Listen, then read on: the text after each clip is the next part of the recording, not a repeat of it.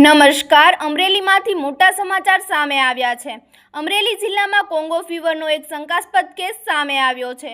સાવરકુંડલાના માનવ મંદિર ખાતે રહેતા એક વિદ્યાર્થીમાં કોંગો ફીવરના લક્ષણો દેખાતા આરોગ્ય વિભાગમાં તાત્કાલિક દોડધામ મચી ગઈ છે।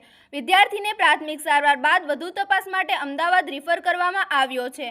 વિદ્યાર્થીના બ્લડ સેમ્પલ લઈને લેબોરેટરી તપાસ માટે મોકલવામાં આવ્યા છે। આજ બપોર બાદ પશુ વિભાગની ટીમ માનવ મંદિરે પહોંચીને ગૌશાળામાં રહેલા પશુઓની પણ તપાસ કરશે। વધુ સમાચાર માટે જોતા રહો આરપી ગુજરાત ન્યૂઝ રાજકોટ।